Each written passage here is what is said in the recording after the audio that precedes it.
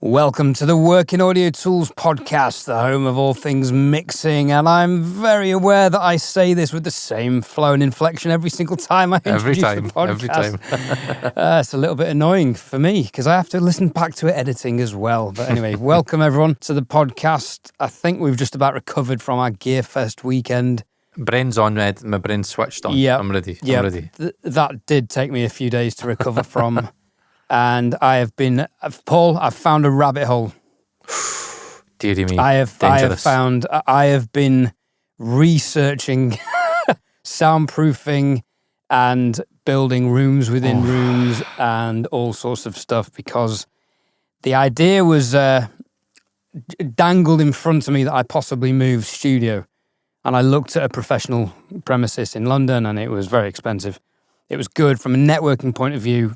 There's no better place for me to be, but it was going to cost £1,530 a month, and that was after I'd haggled them down, which is quite expensive, and I don't make that from mixing a month yet, so I can't justify it.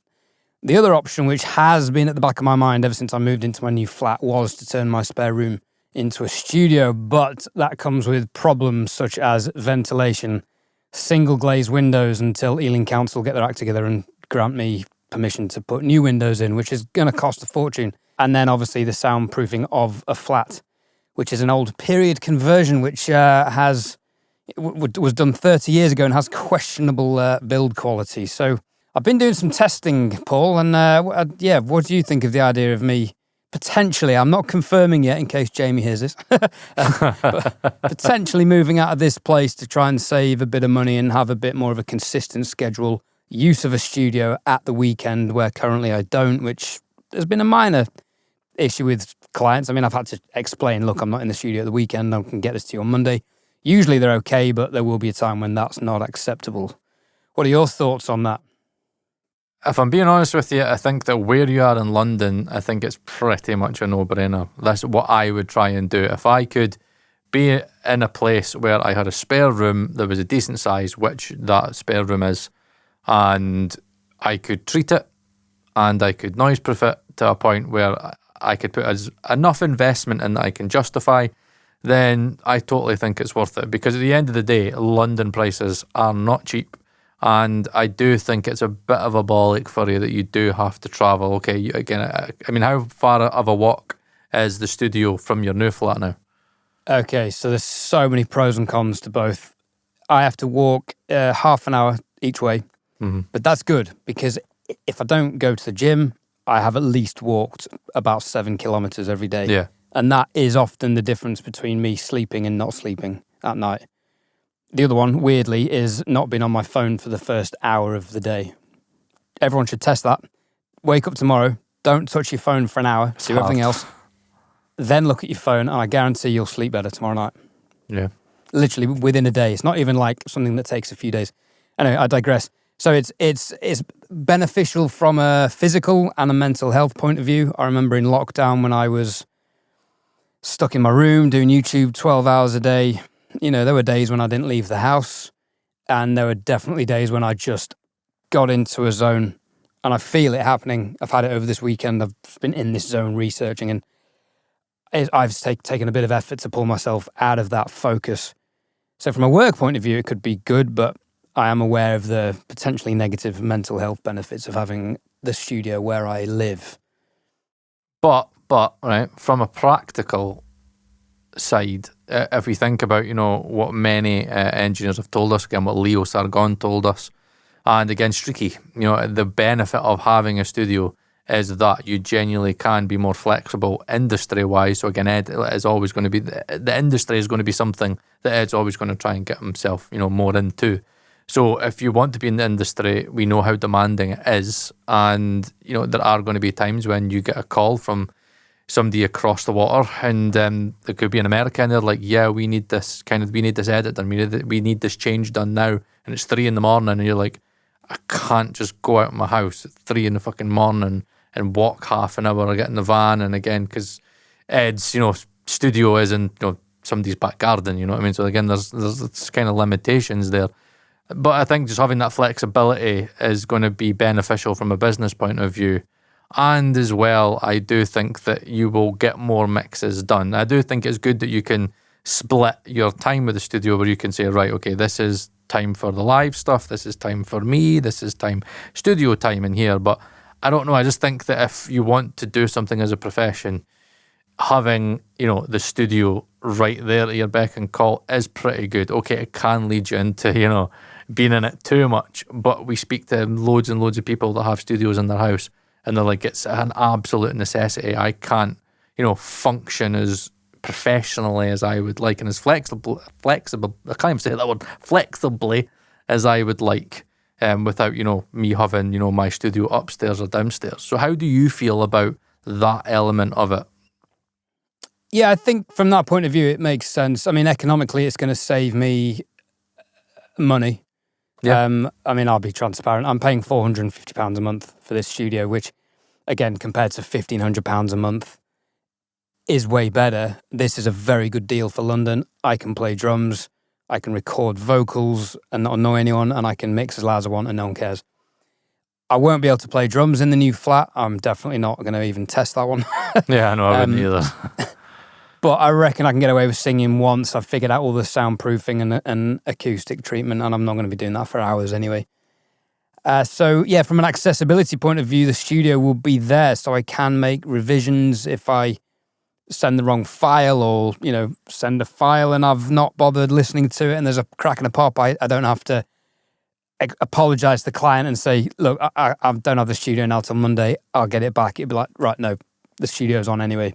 Just go straight next door and do it. So it's going to be beneficial for sure. And from a scheduling point of view, who I share it with here, he uses the studio for a couple of hours on 3 days a week at middle of the afternoon. So it's fine in that I've typically gone to the gym, sometimes come back, or just gone home and had an evening doing something. So then by the time I've got in at 10, it's like I've had 5-6 hours worth of work, and that's not enough. I need to be doing a solid 8-hour block with the potential of doing 10-hour days in a row and just having a bit more control and flexibility with when and how I'm using the studio. I did walk in today though and think, I cannot be bothered taking this apart. I was going to say that. And putting it into my new room. But then I have thought things like, well, I've got the opportunity to start again. To set up a studio with all my acoustic knowledge now and do it properly from the start. And I've been using the Amrom website where you can do submit your room measurements and do get readings of predictions, theoretical readings of nulls and your Benello readings and stuff like that. And the Benello reading is going up as it should do, which is spot on. There's likely to be a couple of nulls, but I've ran it through Room EQ Wizard as well, and I've played with theoretical speaker positioning and height, which I can lower quite significantly from this room, get them the right side of the middle of the room, and then, in theory, I can get there will be problems. It's a rectangular room, but I don't think they're going to be as bad as they are in here. And I will have a blank canvas with a much smaller desk that I found on Reverb. And I will be able to position the speakers. I'll have a lot more flexibility with speaker positioning, and that's going to be massively important. And then I can sit lower and blah, blah, blah. So acoustically, I'm going to be putting myself on the front foot. In terms of soundproofing the room, obviously I have a flat in a building in a period conversion with 3 other flats. I did some acoustic testing, and the ambient sound in the building is about 48 decibels. And I took my Anchor soundbar in the room and I blasted it full volume, which was measuring 85 dB, C-weighted in front of it. And outside of the room, it was measuring 55 decibels. So there's about 7 or 8 dB of leakage from ambient sounds of having that on full blast. My concern is obviously that they're small speakers. They're not physically creating the sound pressure that my bigger speakers are, but this is where I'm confident the Amphions are still the right choice. And I did a further test today where I spoke to my neighbours in the back flat and the downstairs flat, and they can't hear a thing already. So I was thinking, I need to build a room within a room, and I got a quote for that. all materials are going to be about $7,000 plus labor. Plus, then once you've sealed the room, then you've got bigger acoustic issues. It is actually useful to have some leakage, as I knew in my old flat, because I didn't have any low-end problems in my old flat, because all the low-end was going out the window. Yeah. There's a window in this flat, which is one problem. Single glazed for now. That'll be double glazed, and I'll get some acoustic, like double glazed acoustic glass when I can get the new stuff put in. But in the time being, I'm thinking of just blocking that, just getting a great big MDF board, covering it with rock wool and some other stuff. I've found this really cool website from Yorkshire called soundproofingstore.co.com or something. Bunch of Yorkshire lads, so I was like, yes, these are my boys. Buy from these guys. But they've got some really good products for soundproofing, actually, which I really like. They look good. They seem to measure well. There's a guy called Phil who does these videos. He's very, very good at explaining how everything works, step-by-step process of how to set it all up. So I think there's one wall at the back of the room leading onto the communal stairwell that I need to... I want to do some treatment to. If I can get that, down to or reduce the leakage by 10 dB, that'll make me happy. Mm-hmm. Even 5 dB, and then the other guys definitely won't hear it. And I want to put some more flooring on just to try and eliminate the amount of stuff going downstairs. Yeah. But obviously I'm aware the key word with soundproofing is transfer. If there's any way sound vibrations can transfer through a wall down into a floor, you get inevitable transfer elsewhere. So that can't be eliminated without building a room within a room, which massively shrinks the size of the room. I'll have to get permission from my co-freeholders for that because of the agreement we have with the ownership of the building. And I don't really want to alert them to the fact that I'm going to be making large volumes of noise. And I think from today's test, I think I'll be okay. So the worst case, I'm going to try this, spend maybe 1,500 quid on soundproofing. Worst case, I have a less noisy spare bedroom for whoever stays there. Best case, I have a room that I can work in full time. But there's little things, I've been rabbit holing all sorts, mate, but I've been researching how to soundproof doors. So I've got a bunch of seals and underboard things from Amazon coming. I've been looking at Tech Sound, which is mass-loaded vinyl to put on the back of the wall. Checked all that. Right, yeah. Again, all this soundproofing store has got these things with closed foam backed panels with basically MLV on, mass-loaded vinyl, or their equivalent of Tech Sound on it. Yeah. So I'm going to use some of those for the back of the door and basically try and make it as soundproof as I can without building a room within a room, assuming my neighbours through the big brick walls between the two detached houses don't have a problem. But I think the only problem they'd really have is through the window. So, and then there's a chimney stack as well. There's a grill at the top of the room. I was like, what's behind that? I've not actually checked. Got up on some ladders, checked with a torch. That's a hole through the chimney stack that goes right up to the top and down into the communal area below. So, right, I need to block that off as well. So that's something else to do. And then ventilation. The air conditioning in here with the analogue gear, especially when it's been 35 degrees, has been a godsend this summer. I don't know if I can go back to, well, I might. I'll be at home. I can sit in my pants and mix. Yeah, you could, yeah. It won't matter. Fuck the air conditioning. But it is nice to have air conditioning. And there is a way I can get the tube out above my kitchen, which has got a lowered ceiling. So basically, I have spent the last kind of 5 days rabbit holing how to soundproof doors, how to soundproof buildings, all the possible acoustic treatments out there and all that stuff. And it's been quite fascinating. And then I thought, Paul, am I just looking for a project because I'm bored? Because I'm not massively busy at the moment. And that might be the case. But ultimately, it is about the economics of saving some money and the flexibility of scheduling and using the studio as and when I want for as long as I want. Yep. I think at the moment that's important. Consolidate everything there, use that as an excuse to downscale slightly, sell some bits I don't need in the studio. And then if I need to move to a bigger studio at some point in the future, that's an option. And if I do get complaints and can't ever use speakers again, I'll pull a Paul third and just mix on headphones. Yep, totally. But at the end of the day, I think what you've got to be, constantly focusing on is how you can make your business life a lot easier. Because at the end of the day, one of the most difficult things, for me and you, but again, for me especially, having, a young family and kids and, again, a full-time job and fucking the Discord and the podcast and all the rest of the stuff, as well as a big fucking massive 3-room studio that my wife also uses as well, and we rent out for certain things. There's a lot of workflow things that can make your business, streamlined a bit better. And I think this is definitely going to be a thing that's going to work for you business-wise. I think what's great about this is that your room does have, room acoustic issues. There is acoustical issues in your room that are out with your control.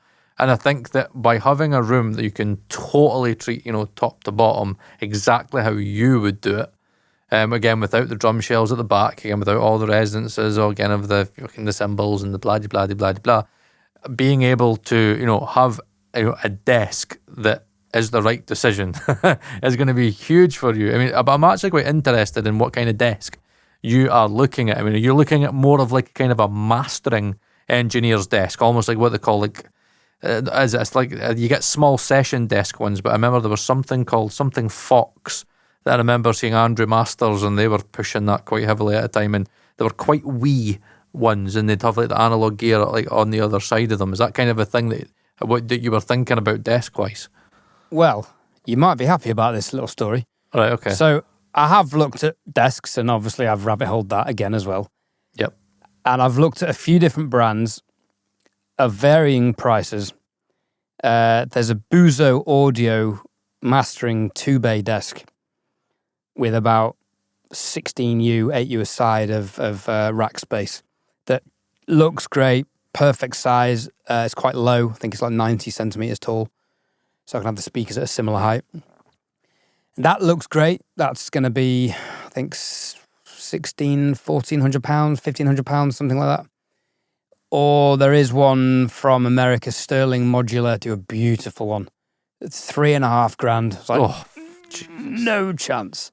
Yeah. Then there's another one called Studio something or other, some brand. And I spoke to John about 1.5 years ago when I was realising this desk was potentially a problem. My Zawor desk, which turns out massive. the desk is... Well, it turns out the desk isn't really the problem. The room is the bigger problem. But the desk does limit where I can put speakers, which compounds the problem. Because it takes up basically like 90% of the width of your room. Well, it's about 3/4 of the width, yeah.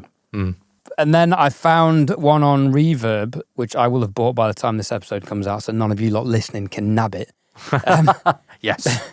The guy listed it for £400, and it's similar to the other desks. It's not quite as good looking as I'd want. It was originally made by Session Desks, and I'm basically going to pick it up, take it to my brother-in-law, who is a chippy, and he's going to make it look nice, get rid of the black vinyl that's on it, maybe give it a lacquer or something, smarten it up, tighten it up, and then I'm going to put that in the room. So I've managed to haggle that down to £200. So I take it, obviously, with the amount of Wes audio that you've got going on, you're going to need to have a desk that's going to incorporate that, or you're just going to have, the kind of floor to, like, I don't know, like desk height, kind of big rack mount things, like the big, like, kind of box things, like the big boxy things. Again, this may surprise you. I am trying to do this as cheaply as possible. Okay, yeah. Within reason, So this desk has 20U of rack space. It's quite a low angle, which I don't really like. I'd like a bit more of an angle, because what I do like about this desk is my analog looks at me. Yeah, because it's got more of a vertical tilt up. Yeah. And the Buzo desk has quite a nice angle. This one's quite flat, but it's not totally flat. I think it's like 15 degrees or something. So there's some angle, which is going to help with the speakers, because you don't really want flat surfaces, because that'll just send stuff straight back up to you, which causes problems between about 150 and 180 hertz, as we know.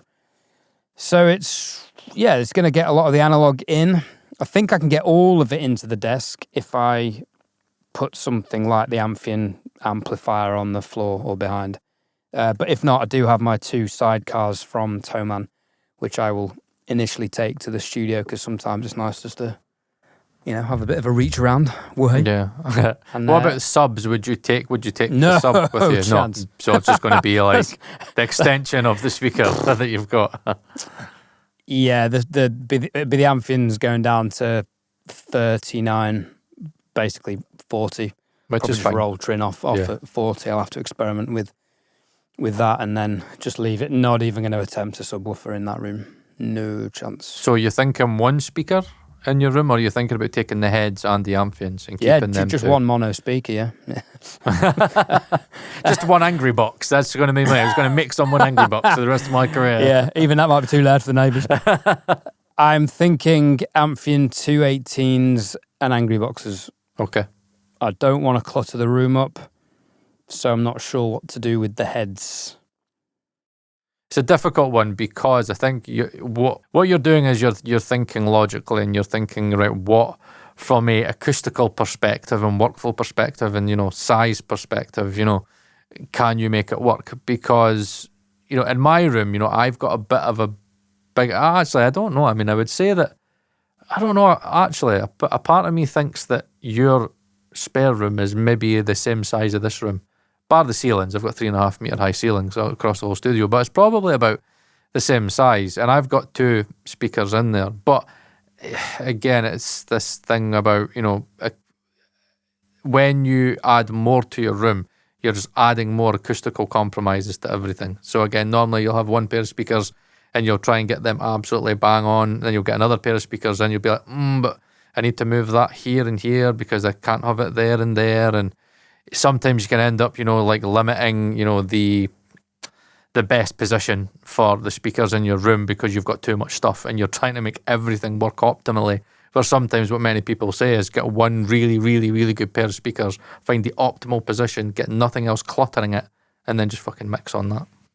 Yeah, that's a good point. I mean, what I have at the moment going on is the Amphions are probably 2 inches, about 6 inches too close together. Each speaker, I could probably move them 4 or 5 inches out, and I think they'd be in the perfect sweet spot. Yeah. And the heads, as a result, are probably 6 to 8 inches out of the sweet spot, too far wide. So that in this room, there is a sweet spot, as there is in most rooms, but this room's very unforgiving. So there is a sweet spot. So both sets of speakers are slightly compromised, but I've done the best I can to get both of them in. Yeah. But when it comes to choosing between the heads and the Amphions, I like the heads. They have a thing. I call them my client speakers because the 3-way dispersion is just immense. But I trust the Amphions for mixing on more than anything I've heard. Hence I have them. So yeah, I'm not sure what to do with the heads. They may find a place. They may not. That's also a slightly awkward conversation with head if I need to get rid of them.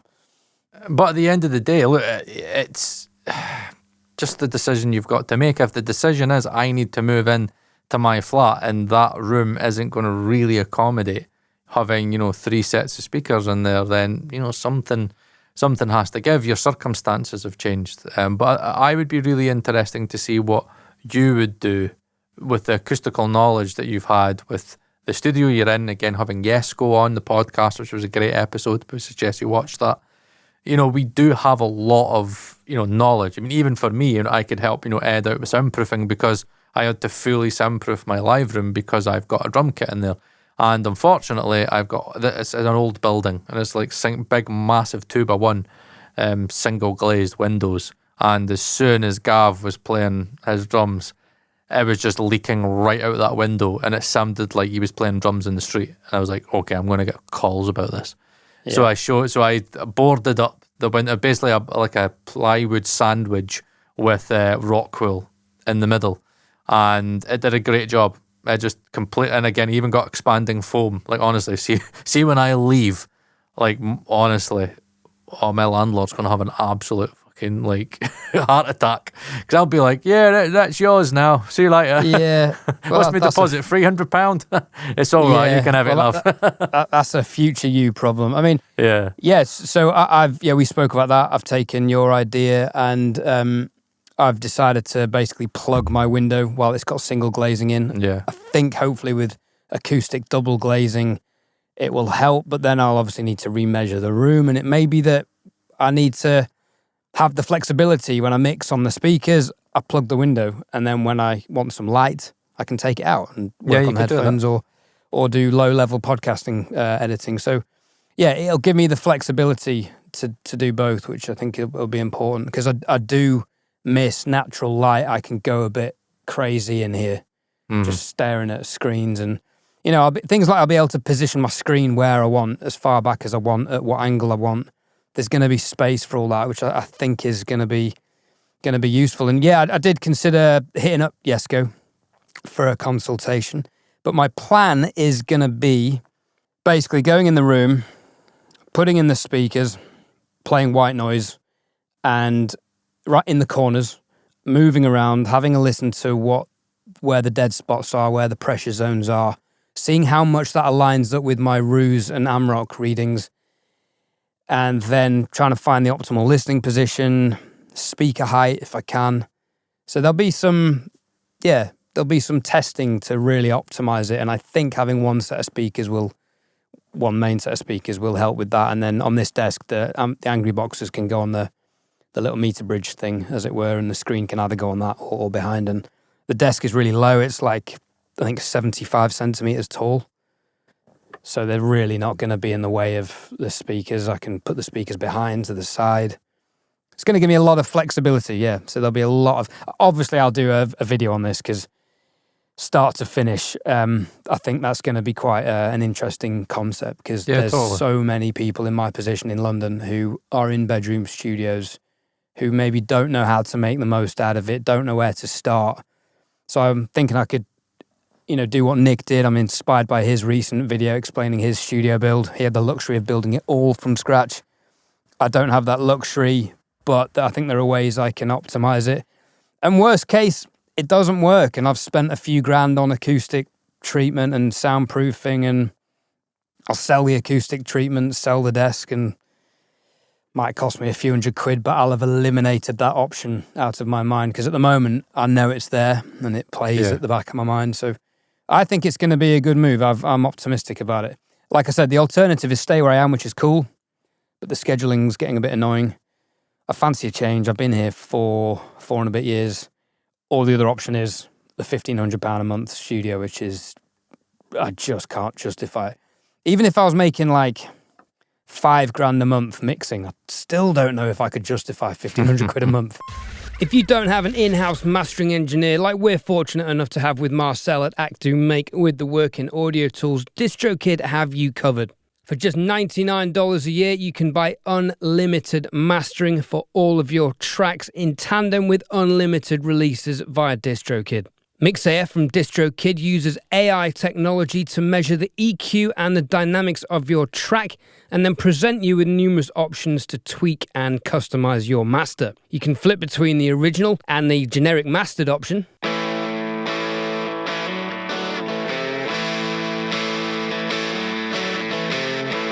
Blame it on the whiskey, blame it on the bad weed. So instantly we can hear that's making the track louder, and it's also slightly flattening the EQ, bringing in a little bit more of the mid-range and of course the top end. We can adjust the intensity, which is how much compression and limiting is being applied to the track. Blame it on the only thing you've ever seen.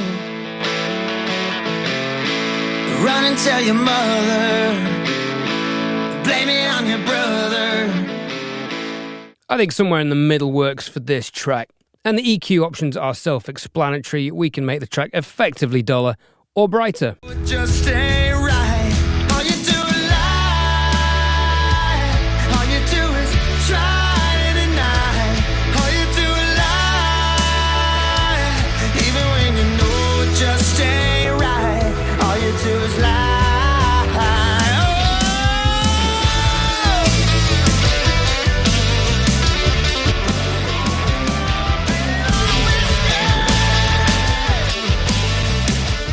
Download your mastered track and release it as easily as you do all of your other unlimited uploads. Get 30% off your DistroKid subscription using the Working Audio Tools VIP link below. I think it's the right decision. I think that you're saving yourself like $450 a month. That $450 a month's going in your back hipper. And my electricity bill will go through the roof, though, so I'm expecting it to only be about £400 £350 a pound a month saving. Yeah. But either way, again, it's still a bit, for me, that's still quite a considerable saving.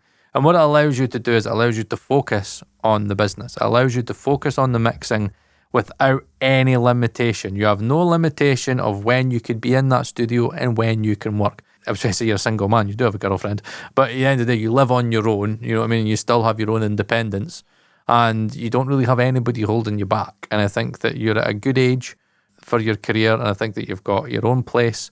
You're in the hub, you're in, again, genuinely, you know, you could just, you know, have a 45-minute to an hour drive and you could be, you know, in a room with an A&R, you know, if possible. You could be at a certain studio, you could move away, you could do whatever you need to do because you're in Music City in the UK. So I think that it's definitely the right move, and I think that you've got the right knowledge and the right understanding and the right experience to be able to make it work. You've got the right tools in there, you've got acoustic treatment already there. Obviously, you can take the acoustic treatment that you've already got there. And I do think you won't have an issue. I think the fact that you've already done the noise test, you've went to your neighbours, okay, one of them wasn't in, but again, you went to 2 neighbours downstairs and across the hall, and they couldn't hear 85 dB SPL. I mean, was it even faint, or could you not even hear it at all? There was a very infinitesimal amount of kick drum, but I knew what I was listening for. Yeah. But one of my neighbours had his window open and a flame flies over and you, Yeah, I know, it's quite loud. I know. The ambient noise goes up to like 65 dB and you can't. And as well, you can't hear it. So I think what many people forget is about masking. So you could sit there and be like, right, okay, we need dead quiet. Right, can you hear that? Can you hear that speaker in my room?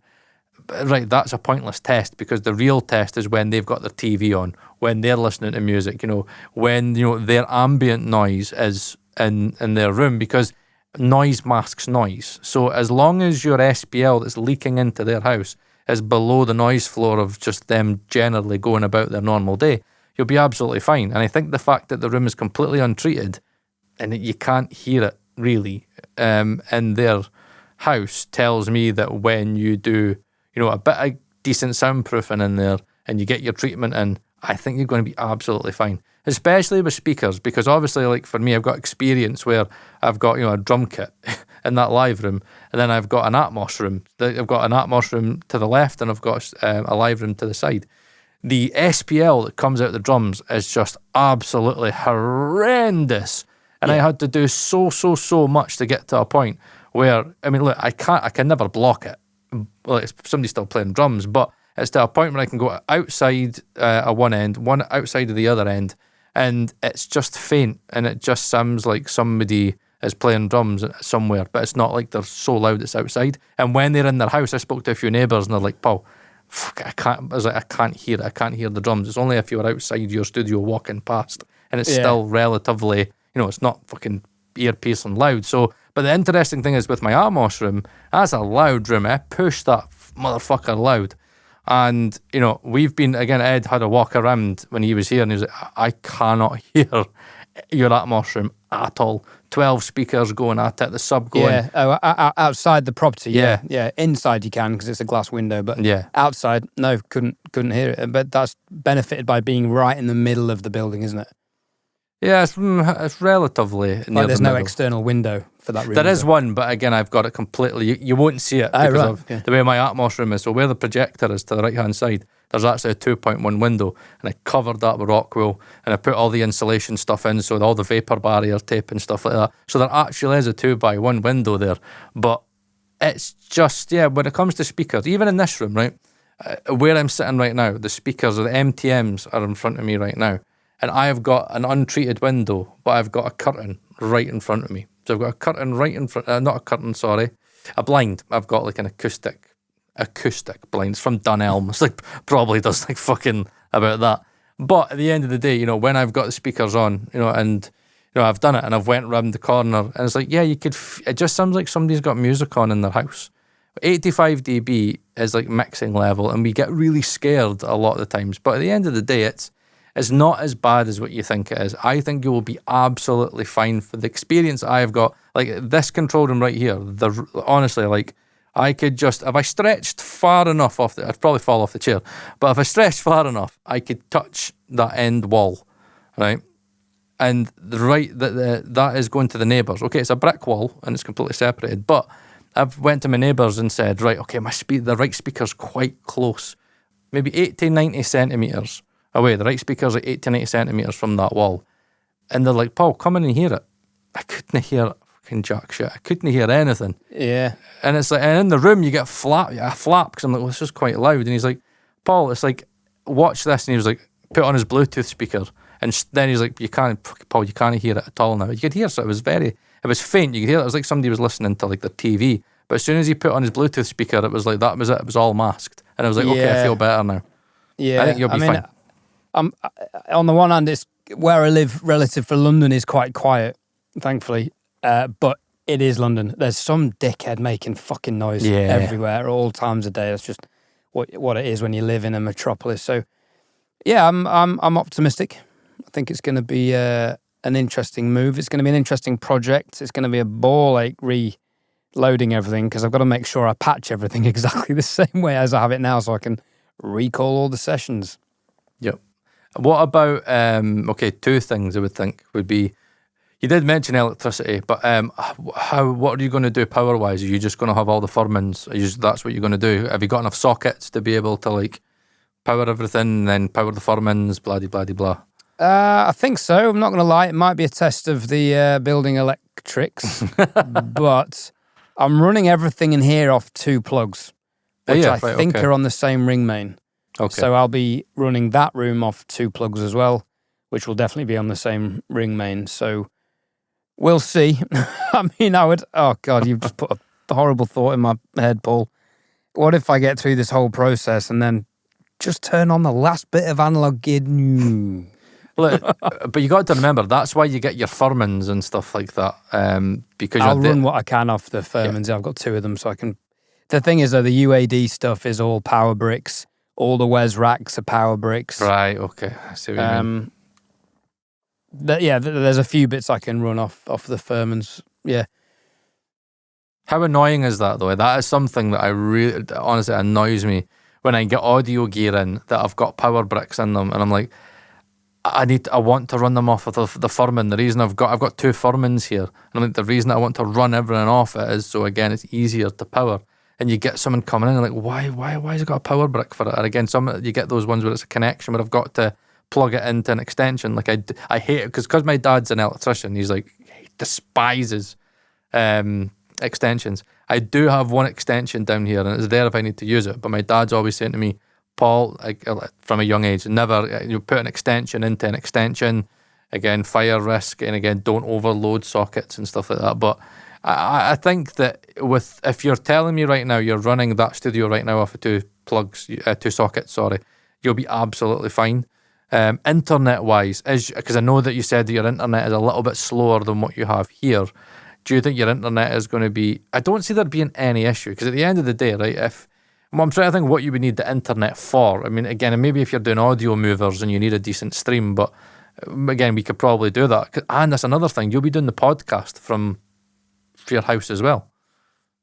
Imagine you had my issue.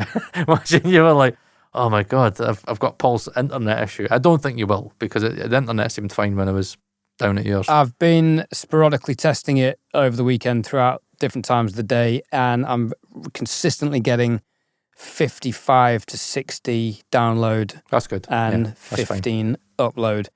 And I know I can ring EE and say, can you just move that slider? Because I have a theory that all these internet companies have a slider, because I've had it before where in my old flat where I was getting like 60 download and like 1 upload, and I rang them and said, right, sort that out. And immediately I was getting 45 download and 15 upload. So I reckon they've got a slider for every account and they just set it whatever they think is best. So I think it'll be fine. If not, deal with it. Maybe we could do a test podcast next week. Yeah, I think we could do, definitely. Ooh, it's an idea. What about bass trapping? What bass trapping have you got there just now? And actually, that's a good question. What acoustic treatment do you know that you need that you don't already have? Good question. So I have 2 bass soffits from GIK at the back. The reason I don't have 4 is because I couldn't fit 2 vertically. In my new flat, I will be able to. And I've got 2 of the bigger bass, the flat panel bass traps. They call them bass traps. They're like 10 mil deep, 60 by 120, which seems to be standard. I think that's because that's the size Rockwool panels come in.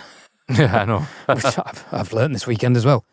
And then I've got a couple of, 45 by 120. They're like 25 mil panels. And then at the back, I've got some 60 by 120. Then you've got your ceiling clouds as well, don't you? You've got 2 ceiling clouds as well. I've got one ceiling cloud. Yeah, so I've actually found a deal on Reverb that I jumped on pretty much as soon as I saw it, which is 4 corner bass traps. So not the full square blocks, but the corner ones. So they're going to triangular ones, yeah. Yeah, so they're going to go either side of the window behind the speakers, one on top of the other, 2 on either side. Then my bass traps are going to go next to the fireplace. There's a little alcove thing. Do you remember that when you came in? Yeah. You go in the door and then there's a little bit that sticks out. Yep. Well, in the bit that sticks out, that's going to make a good place to put the bass traps. And then I'm going to get 2 more corner traps to go towards the door. How high are you going to have them? Are you going to have them floor to ceiling? So the ceiling is 2.75 meters. Okay, so slightly bigger than normal, yeah. Yeah, they're nice high ceilings in this period building, and they're way higher than this room, which is 2.10, which I think is partly where the acoustic issues come from. I agree. It's compounding lots of modes, and so I can get those GIKs. I think are 120 tall, so I can definitely get 2 of them on top of each other. So there might be a little gap at the top, but I've also, Paul, I've got from my old bedroom studio some foam corner pieces. You can't see them because I've hidden them behind all the drums in the back for whatever little worth they're doing, but they're going to make an appearance in the room. I'm going to make a mockery of that in my video. Internet's going to go fucking Pete Tong. So in terms of what I need, I've got my first reflection points left and right. With this pack that I've bought is the 4 corner ones, 2 more secondary reflection points. And there's another set going on Reverb that I might pinch before this episode goes out. So I can put some at the back where the chimney is. So I have a wall of bass trapping. But I think it's going to be a case of, I'm going to put some basic stuff in. I'm going to carpet the whole room. Well, I'm going to put IKEA rugs in because I'm trying to do it on the cheap. When I put the flooring, acoustic treatment on the flooring. So it'll be first reflections, ceiling cloud. I don't know how I'm going to hang that yet. That's going to be a problem for my brother-in-law when I ask him for help on this project. But he's doing the desk already. And then secondary reflection points, things at the back. And then it's just going to be a case of what does the room need? Yeah, totally. Because this room is very dead where I am now. I mean, the decay time in here, I think peaks, I think, at 230 milliseconds at like 40 hertz, which is by far the most prominent, or 50 hertz, whatever it is, which is by far the most prominent frequency. Other than that, besides that, it is less than 200 milliseconds all the way across the board, and a lot of it above like 1K is like 150 milliseconds. The decay time is super dead. It's nothing. It's very dry, which is good for some things, but it's also not very fun. So I've got the opportunity to create a room that is a little bit more realistic, more lifelike, but controlled at the same time. Are you going to go with the purple lighting again? Are you going to try and create a certain ambience for when you're in it? Well, I might be regretting my choice of paint in that room. So for those who haven't and never will come to the flat, there is a bright orange Nickelodeon colour wall on one side, which goes nicely with the velvet blue furnishings I have in there. But that's going to be basically taken over. Actually, thinking from a video point of view, I may need to paint that wall because that's not going to look well. But I will stick to the purple lighting because despite what certain other YouTubers think, I was the first one fucking using it. Actually, Ed's actually taken ownership of the colour purple on YouTube. Didn't think that was going to happen. But yeah, it's your brand.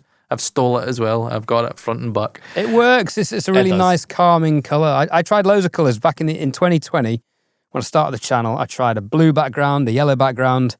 I didn't choose red because I knew that signified aggression.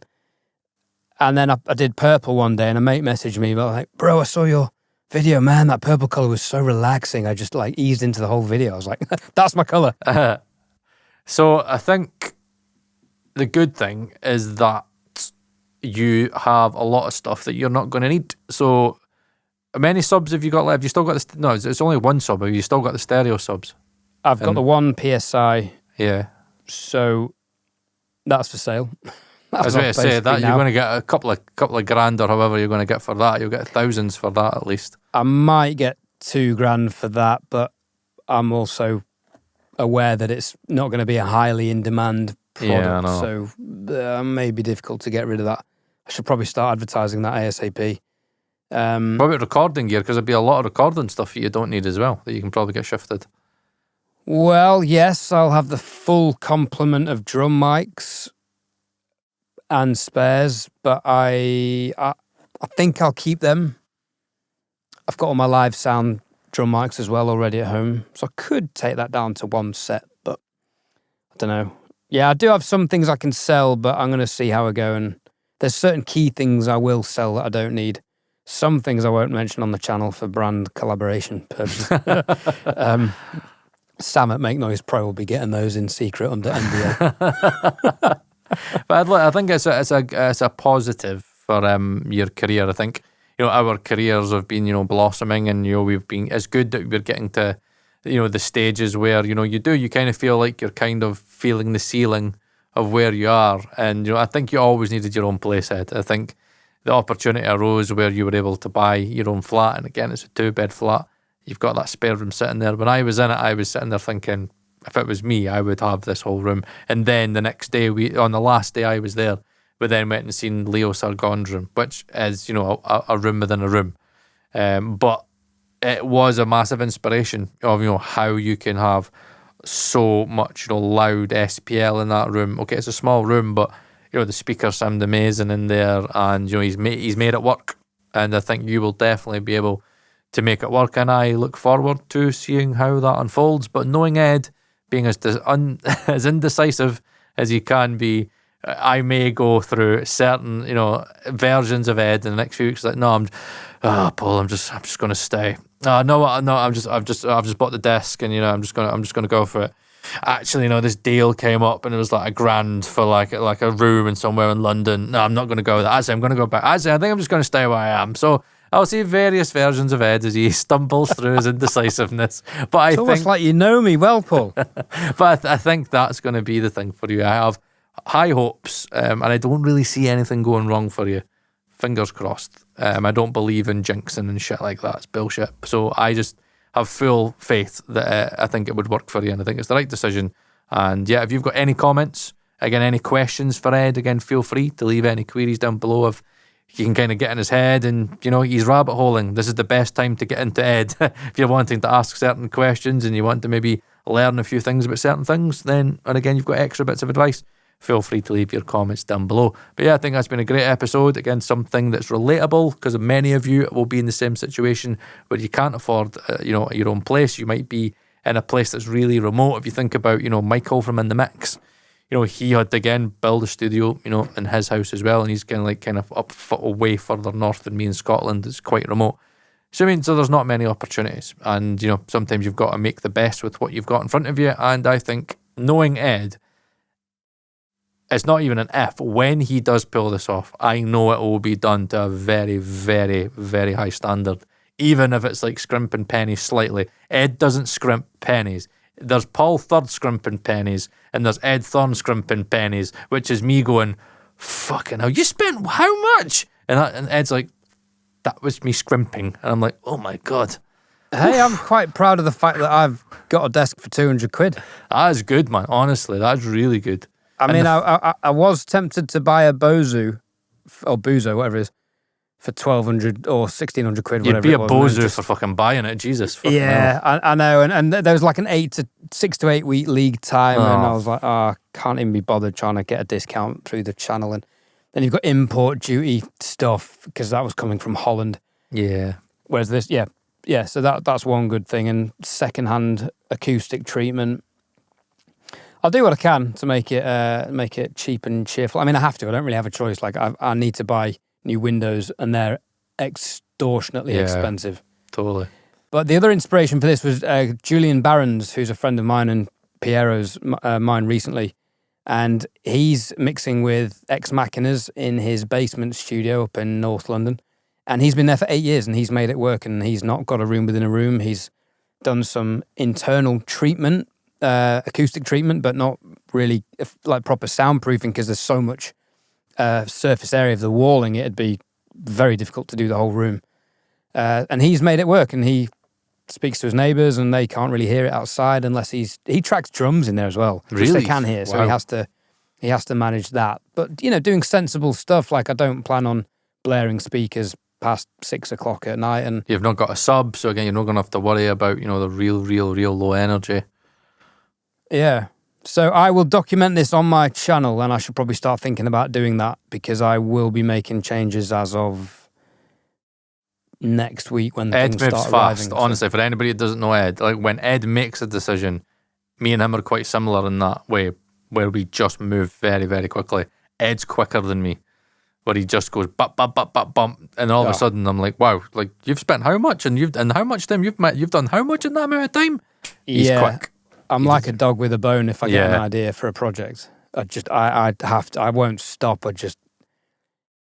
I'll research everything, get it done, get everything bought, get everything in, and really, really interesting. I love all this stuff. I do. I'm a natural audio geek, and when Nick was doing his, I was kind of peering in certain things and watching his videos. So knowing Ed as closely as I do, I'd be very, very interested to see how he gets an awesome, home studio in London. What? Shall I do a series or one long video? Do a series, because I think a long video is something where it's like you're not really guaranteed that people are going to stick around and watch, where when you create a journey, that for me is, something that you create investment in your audience, and your audience then get excited because they're wanting to see the next installment. It was like when Eric Valentine, when he was making his, wow, people were like hanging on waiting for the next installment. Obviously his was fucking a big grandioso thing, but people were hanging on it, and they were enjoying the journey from finding the trials and tribulations and the successes. And I don't know, it's just a natural good season, and it's real life. And that's what we miss on this platform. You miss real life, and that's what we're trying to do on this podcast, is project real life of trying to make it as a full-time audio engineer, and that journey, again, would be part of that. So, yeah. Do a series. All right, I will think of some chapters, how I can split this up into sensible video, bite-sized chunks of video. It was interesting, because when I had my speaker journey, and I was going from why the Neumanns didn't work for me, testing loads of different speakers, I was getting messages being like, what did you choose? What did you choose? I can't wait. Yeah. And then I was hearing from other people that, they were asking other distributors and things of the speakers I was testing. So yeah, there may be some intrigue, hopefully, because otherwise my channel's dead in the water. If anyone wants to watch my MX4 video, please do. It's a great video, great headphones, and it tanked. Please. Not bitter about it at all. Fuck it, on that bombshell. Yeah. It's been emotional. Goodbye. But see you later.